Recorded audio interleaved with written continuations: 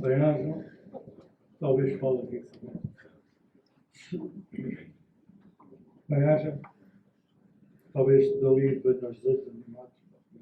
Ouvi aqui, quer ver? Eu, quando me disseram, porque veio do motivo do Presidente, Henrique Nascimento, fazer algo para que durasse à volta de uma hora, ou talvez menos, sobre ótica e optometria deste mundo que hoje temos da sustentabilidade. O que resolvi, então, como agora vivo em Casal de Cinza, que é, peço imensa desculpa, já não se volta a acontecer.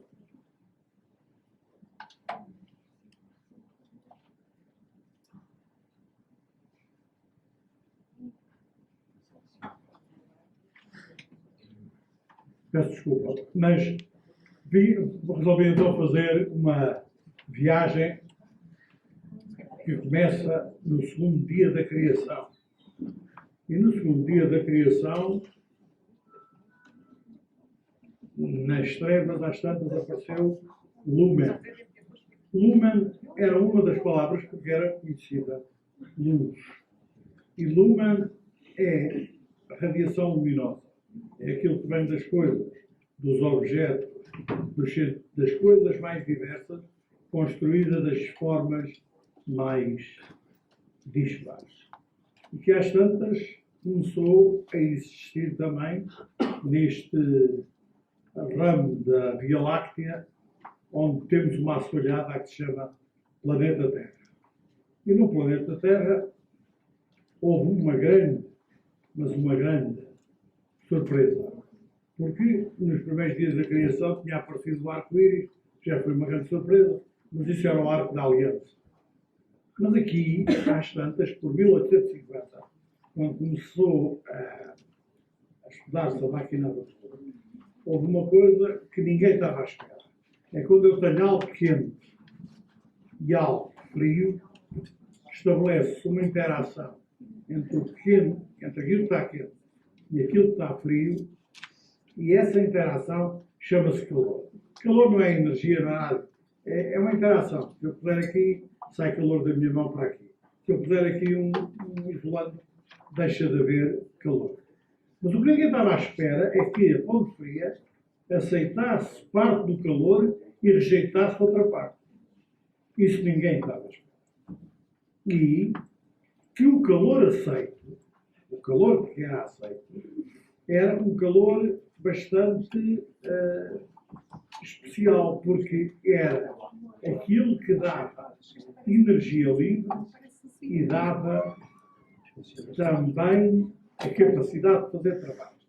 Se repararem, só os seres vivos é que fazemos trabalho.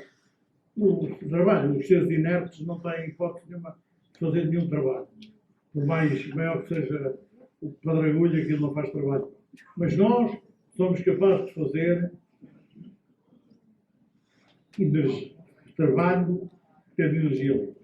A parte rejeitada, um senhor chamado Clausius descobriu que era proporcional a algo que passou, que se chamou entropia, e pela primeira vez aparece a palavra temperatura. Pode ser uma grande surpresa, mas há 150 anos não havia a palavra. Havia só quentura, mais quentura, menos quentura. Temperatura não havia.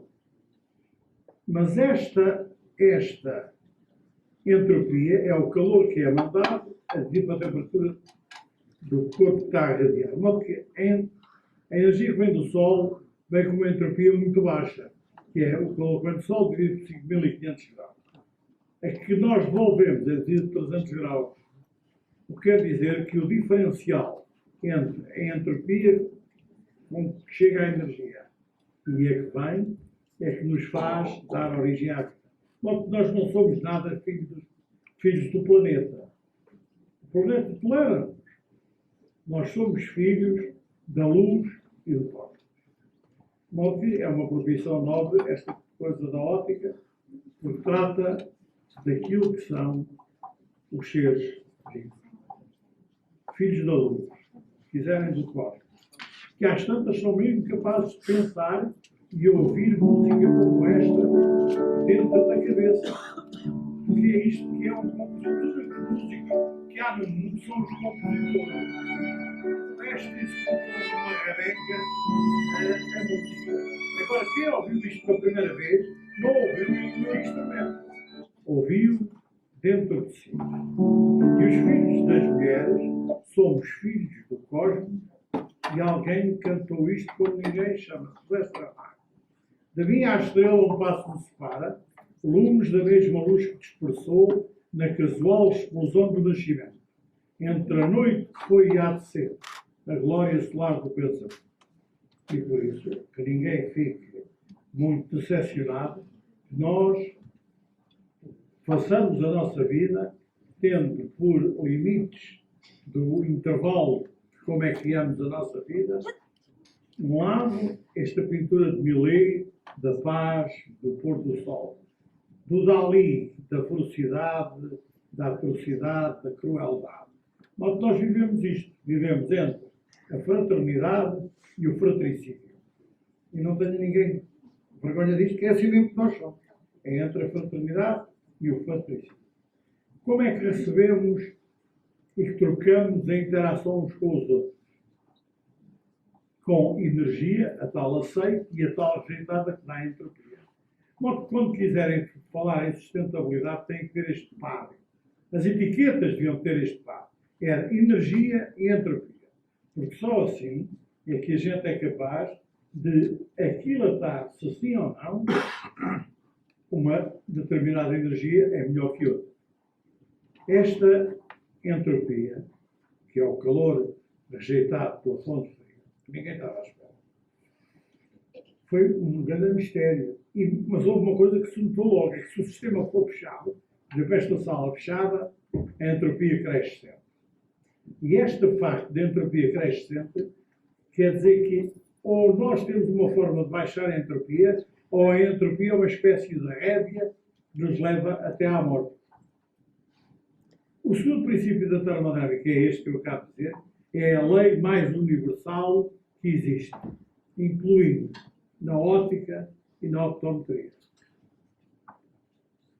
E este, de facto, de estar a crescer e de ser, de facto, o segundo princípio da termodinâmica, expresso por esta equação, por esta relação, o S é a entropia. Esta é a variação da entropia, é sempre maior que zero. Esta expressão é uma inequação. De modo que, quando ouvirem falar que é preciso preservar a diversidade, digam, mas a diversidade está metida dentro do universo. Porque uma equação, quando se escreve uma equação igual, tem um número finito de soluções. Tem 2, 3, 4, dependendo do polinômio. Agora, quando se escreve uma inequação, o número de soluções para uma inequação é infinito.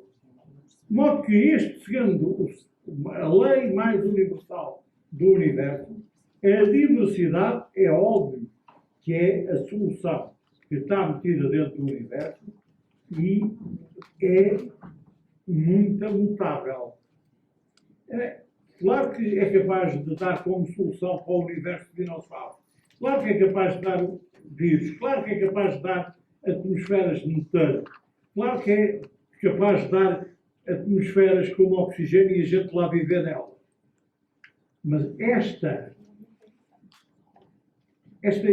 evolução que agora se deu, baseada no oxigênio, às tantas tinha bichos que olham para a frente. E neles, estes dois, como dizia o meu amigo Pedro Bandeira Freire, cada um tem a sua anatomia, a uns fica melhor que a outro. Mas somos da mesma natureza e passamos a olhar e ver, com a radiação luminosa, as soluções todas que o mundo vai fazendo. Não se preocupem muito com a preservação da diversidade. Ela, se não for feita para a gente, é feita por alguém. Mas há uma coisa que é também verdade. É que num sistema fechado, a entropia cresce sempre, quer dizer que a gente está sempre condenado. E não é verdade. Porque o que diz a lei é, num sistema fechado. Então, a melhor maneira de nós resolvermos o problema é abrir o sistema. É abrir o sistema. Pode ser por uma obra de arte, que é a maneira mais fantástica de ludibriar o lumen. Ou pode acontecer até que um sistema fechado, que é um caso do velhote como eu, que deixa de ver e, portanto, a entropia do mundo está à sua volta, é muito maior. Se for um profissional de saúde, dentro dele, quando a visão é corrigida, o que é? A entropia desce. E é por isso é que o vosso, a profissão de óptica e optometrista é tão central do mundo. É que isto faz com que a entropia baixe em cada uma das nossas vidas. E ao baixar, nós estamos a protelar que o sistema fechado, a entropia cresce sempre. Este crescer sempre é verdade quando o sistema é completamente fechado. Se for em parte aberto, não é. Por exemplo, a descoberta portuguesa que só há um oceano. Só há um oceano. Quando em 1543 chegou esta nau, a Nagasaki, vão lá ver, está lá um judeu com óculos. Estão lá de todo o lado da Europa. Estão lá africanos de todo lado. Do Brasil, índios do Brasil. Estão lá da Índia, indo-chineses, chineses. Em terra estão os japoneses, tirando os que vivem no Polo Norte, é a primeira fotografia de toda a humanidade. Mas não é só aquela que mais se assemelha connosco. Eram coisas que nunca se tinham visto. E, então, o lumen passou a ter outro significado e requerer outra atenção de todos nós, que é a capacidade de entender o. Este é o ano mirabilis e a renascença que daí vem de entender a luz. Entender a luz teve um nome próprio. E esse nome próprio vem, e é uma perda que nós não tenhamos os dois nomes. Mas entender o que é a luz sobre os objetos chamava-se lux. E por isso, não se admirem que Francisco de Holanda, no século XVI, tenha pintado algo que dizia Fiat Lux. E tenham aparecido os primeiros livros sobre catóptrica e dióptrica. Porque outra palavra que nós hoje utilizamos, ora nem já, Lux a gente julga que é sabonete. Quando era garoto, havia um anúncio de 9 em cada 10 estrelas de cinema usa sabonete Lux. E lá em Shell, em Casal Cinza, onde eu fui mais criado, a gente inventou uma outra coisa que era uma em cada 10 estrelas usa sabão macaco. Este mundo do Lux é um mundo muito curioso. E por isso é interessante que, ao longo destes anos que eu tenho acompanhado estas coisas da óptica e optometria, acham que descobriram a pólvora, porque agora está cheio de psicologia e visão, treino e visão, não sei o que é visão. Então, o que vocês estão a fazer é entender o Lux.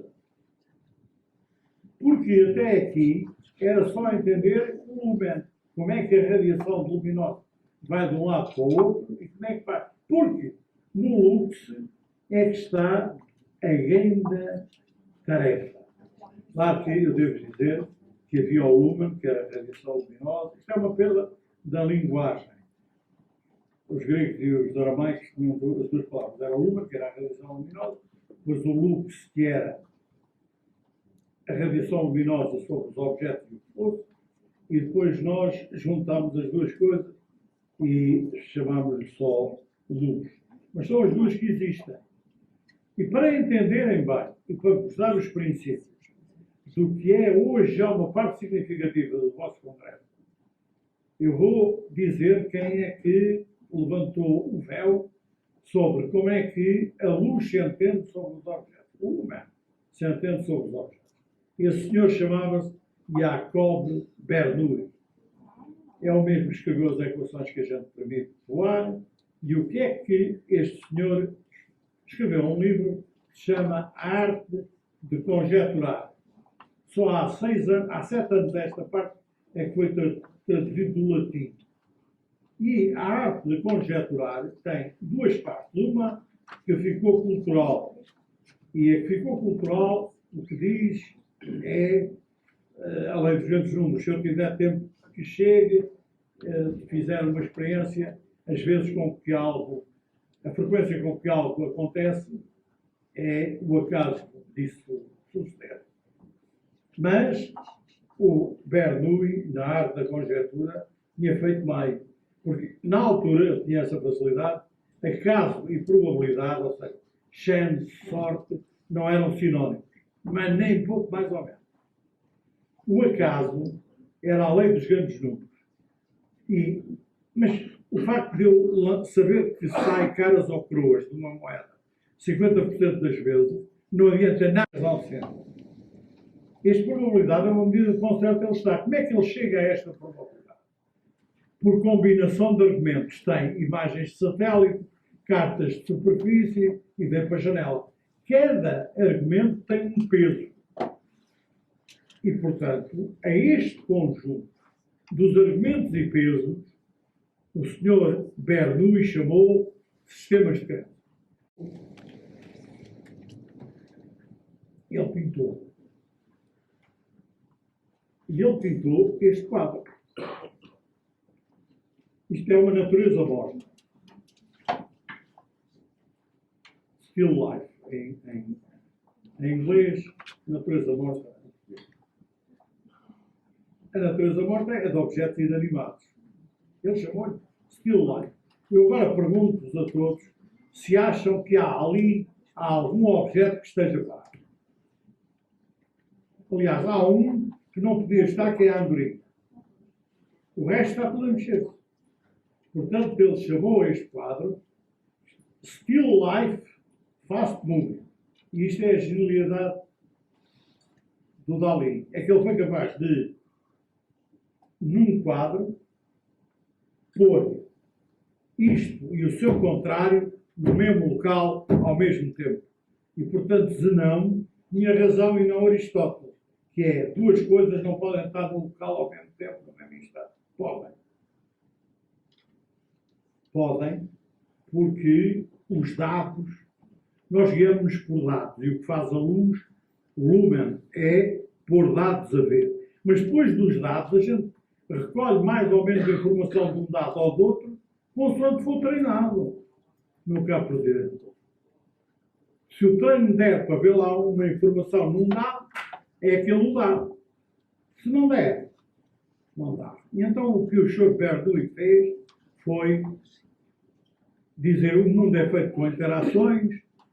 Se eu tiver uma percepção sobre o mundo, eu crio um sistema, que é o sistema de visão sobre a luz.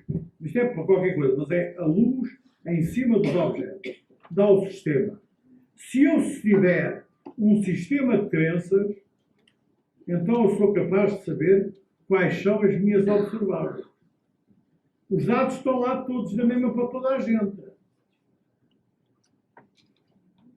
Eu não me meti eu tenho uma criação de vacas, tenho lá um touro que pesa 2.000 quilos. Sabe o que é que eu não ponho lá à frente daquilo? Eu não sou capaz de ler os dados do bicho. Mas isto são os observáveis. E as observáveis dependem de pessoa para pessoa. E por isso é que vejo cada vez aparecer ao longo destes anos, cada vez mais, psicologia e trades. Porque é para entender o luxo. A optometria deu um outro salto.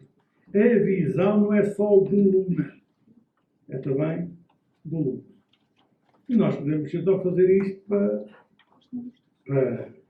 entenderem. Porque eu posso ter um modelo, posso ter um objeto, aliás, posso ter o paciente e o optometrista, está bem? Uma coluna é do paciente, outra do optometrista. Tem a sua percepção, um tem uma, depois vai mudando os sistemas de crenças. Um observa o QCL, o outro o QDSC. O que é que o optometrista quer? É que a distância entre os dois vá para zero.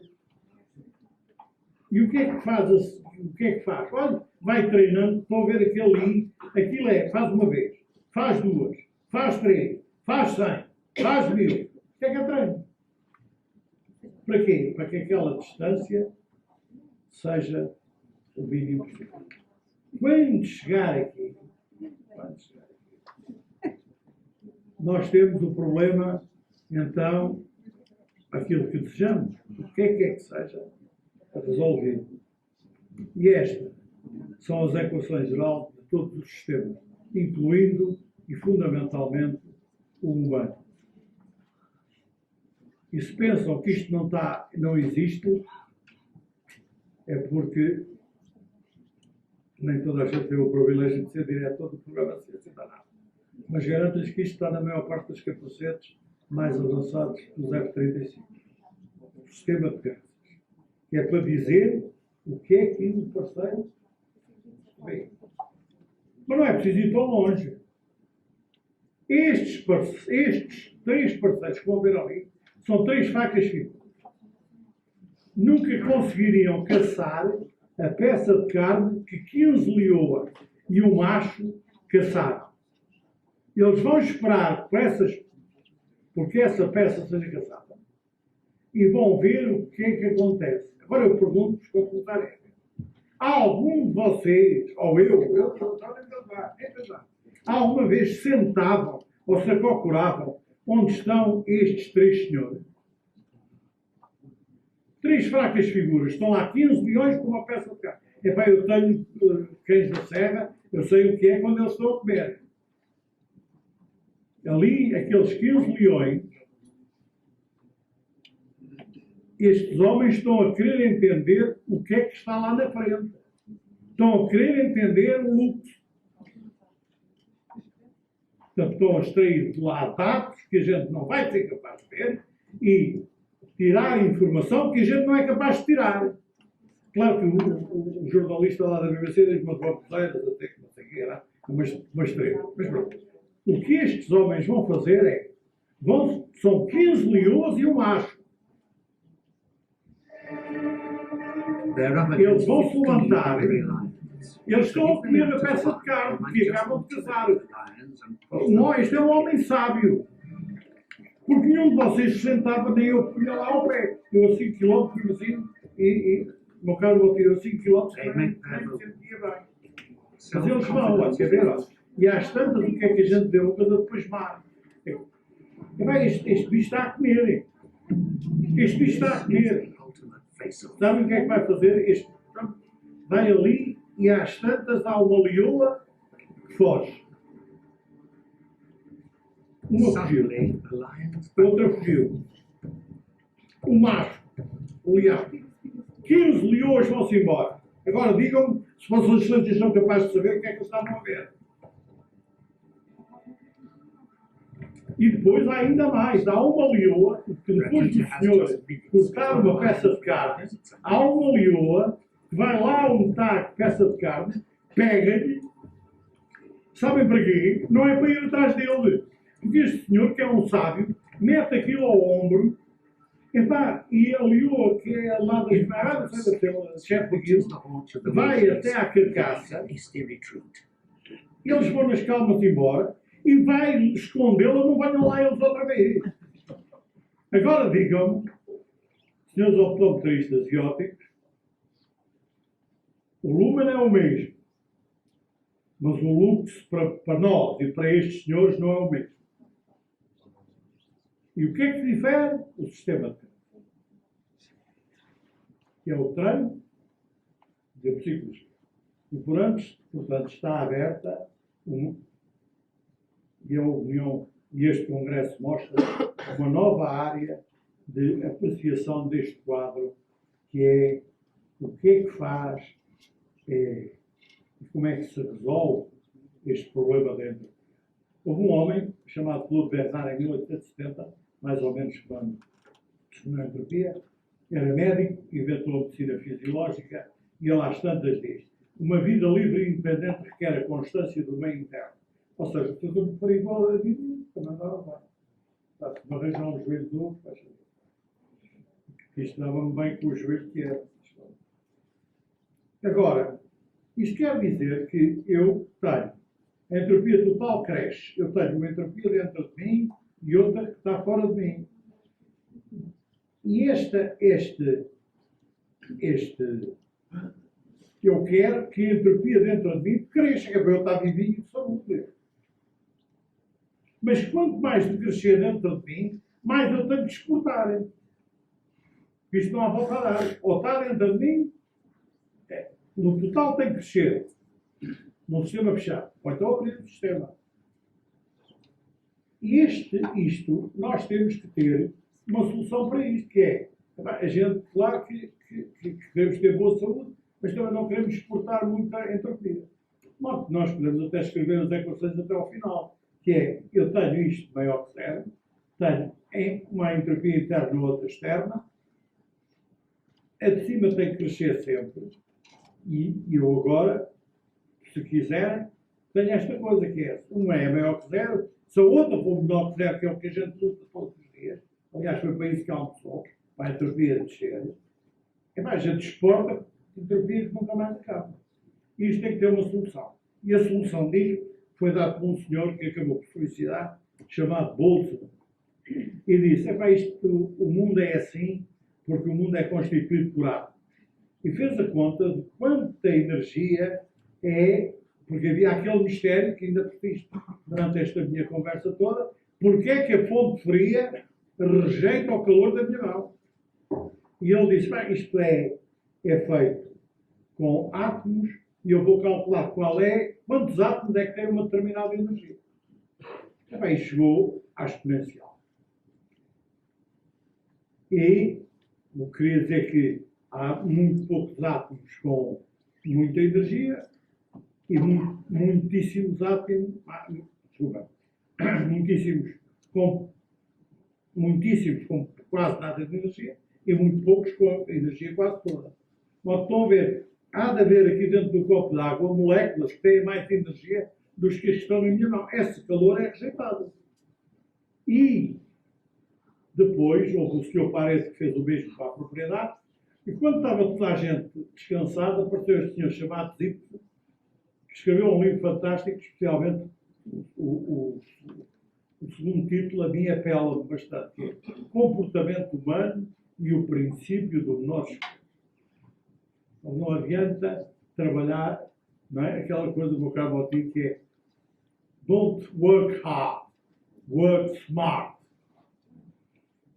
E o que é que ele descobriu? Descobriu que num texto 20%, as palavras também se distribuem na exponencial. E ao distribuírem-se na exponencial, 20% das palavras explicam 80% do texto. Assim como 20%, como o Boltzmann tinha calculado, das moléculas do ar desta sala detêm 80% do ar, da energia do ar desta sala. Então isto quer dizer que se a distribuição parece uniforme para toda a gente, se 20 tem 80, os 20 também têm a mesma distribuição, 20-80. 4% tem 74. Portanto, nunca mais se admira quando vem uma notícia, 1% dos humanos detêm 50% da riqueza. É assim? É assim? Porquê? Porque está metido dentro do universo. E depois nós inventámos uma coisa que é para trazer justiça social. E então, como não tínhamos nada melhor, fomos copiar ao handicap do golfe e do hipismo. Eu joguei golfe. Quando começa a jogar golfe, a gente tem um handicap de 28. Se houver um campeão para jogar com a gente, não tem mal. Porque ele tem que dar 29 pancadas a menos no campo. Olha o que é que a gente fez. Pronto, sobrecarrega um, alivia os outros. Mas nem 1% que detém a riqueza toda, nem os outros desgraçados, muitos, 99, 95, não têm nada, são alguma vez tocados por isto. Não são. É impossível. Mas de vez em quando fazem a revolução. Porque, se pensarem bem e olharem para os dados, isto que a gente julga que é só assim, não é. 1% dos escritores representam 50% dos livros que a gente lê. 1% dos compositores, 50% da música ouvida. 1% dos pintores, 50% daquilo que os quadros que a gente vê. 1% dos jornalistas, as notícias. 1% dos sites das web, 50% das músicas. E 1% do que é que seja. 50% dos todos. E a gente não queremos que isto. Hoje sabemos isto. E isto estão a ver que é a fonte da guerra. Sabe o que é a guerra agora? É muito simples. Havia nada. Pacto de Varsóvia. O Pacto de Varsóvia foi abaixo. Ficou só a nada, aquilo é, está tudo bem. Estava 1%, estava o que é. Porque este 1% não são sempre os mesmos. São sempre só 1%. E por isso, agora a China, o Japão, essa coisa toda que a gente tem nas notícias. E isto é terrível. Mas houve um homem que se chamava, um homem que viveu das duas culturas, chama-se Vitorino Mésio. E era um poeta, professor de literatura, grande escritor, enormíssimo escritor, mas sabia física. Ensinado a professor Pedro Peixoto. E vem ali Boltzmann, escrito pelo punho dele. E vê as equações de Planck, também escritas pelo punho deste Vitorino Mésio, enormíssimo escritor. E vê a termodinâmica, a conservação de energia e aumento da entropia. E este senhor escreveu, em 1976, algo como isto. Crise é, pois, como na velha linguagem médica era, o dia em que o morto deixava o doente, quer o começo, quer o termo de um processo vital diferenciado.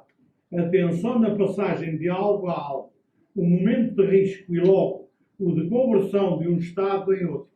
O homem está sempre em crise. Melhor, a crise é o próprio homem. E depois tem a tirada fundamental. Usurpando a linguagem da termodinâmica, a que está na base de um saber tão capital do nosso tempo, a teoria de informação diria que o homem se opõe à natureza dos corpos por ser altamente improvável. Isto é, perfeitamente crítico, imprevisível e indeterminável, entrópico.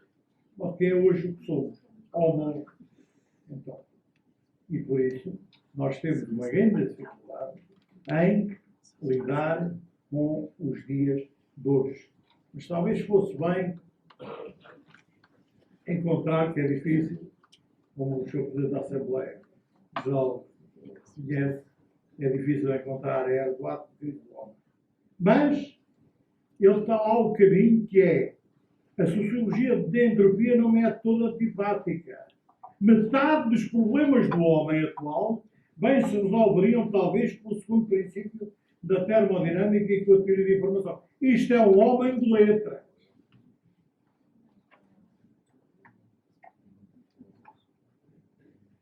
Tudo isto importa uma desconcertante mobilidade teorética, uma verdadeira leviandade. Palavras como relatividade, probabilidade, incerteza, complementaridade tornaram-se correntes centrais em física e no homem.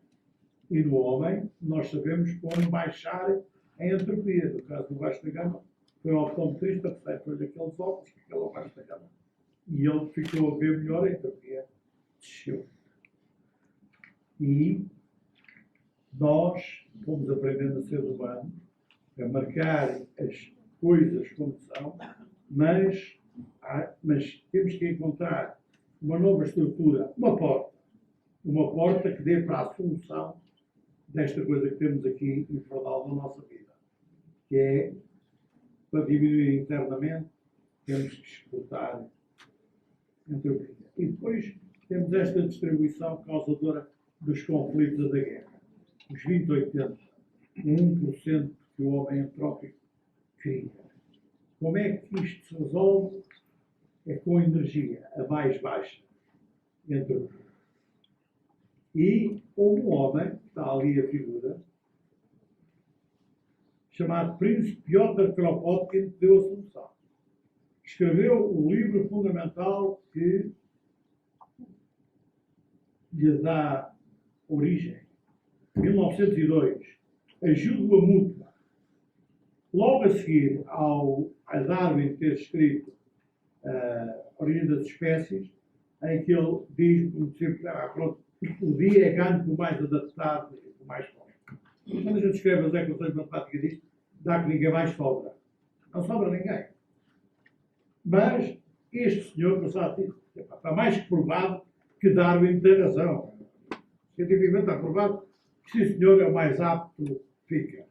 Mas uma espécie, qualquer espécie, tem tanto mais sucesso quanto maior for a capacidade para os seus seres individuais cooperarem uns entre outros.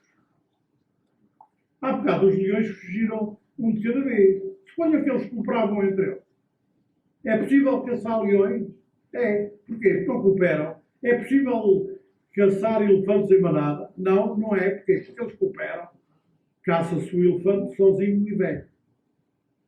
E a Ajuda Mútua, 1902, que é outro livro, que há uma tradução em português do Brasil, assim mais ou menos, mas isto não é cultural. Mas toda a gente entende, quanto maior for a capacidade de seres individuais cooperarem entre si, maior o sucesso de uma espécie. Mas não bastou isso. Ele estava na nossa frente que a gente devia adotar isto, porque toda a gente viu e toda a gente sabe esta coisa que o príncipe Kropotkin escreveu. Não é amor, nem sequer simpatia que induz uma manada de ruminantes ou uma récua de cavalos a retomar um anel, a formar um anel para resistir a um ataque de lobo. É, de facto, alguma coisa que está metida dentro do universo, que é abrir o sistema para a entropia dentro dele. E é isto, a última parágrafo. Um instante que devagar, lentamente, se desenvolveu entre animais e entre os homens no curso de uma lenta e grande evolução e que ensinou a animais e ao homem a força que a prática da ajuda e suporte mútuos trazem e a alegria que daí advém.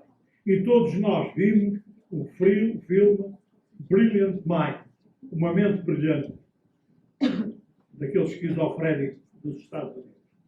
Esquizofrénico para mais. Que foi Prémio Nobel de Economia e medalha Fields. Aquele homem existiu.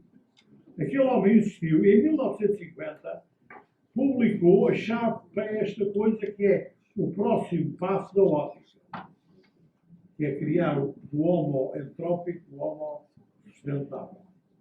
Que ele chegou a isto, o equilíbrio de Nash. É de 1950, não é cultural. E o que ele diz é muito simples. No fim dos tempos, prevalece o mais adaptado e o mais altruísta. E isto dá a chave para as três coisas fundamentais que vão acontecer neste congresso. Umas são sobre o Luma, que é como é que se corrige a visão. A outra é como é que a gente interpreta os dados que vê à frente da psicologia e o treino. E esta última é tornar as coisas ligeiramente diferentes, fazendo com que seja entendido que a cooperação é o método mais avançado de evolução, não é a lá Darwin, que a energia a mais baixa entropia faz aparecer a dança do homem sustentável, que é o diante do bloco. Dance me through the curtains that our kisses have outworn. Raise a tent of shelter now, though every thread is torn. And then sing Parecer que essa to the é end of the night. se concentrar, não é? É um grande mistério. Bom, Então, agora.